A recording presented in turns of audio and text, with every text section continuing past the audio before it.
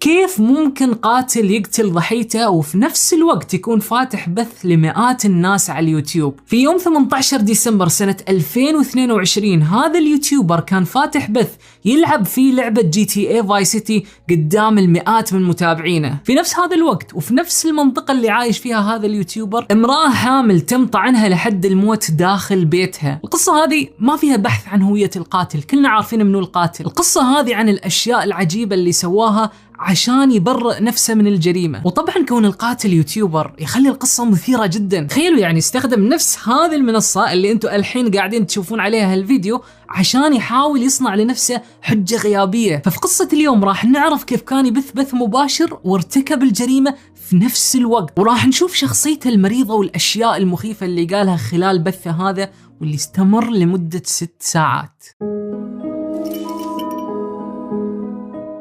السلام عليكم.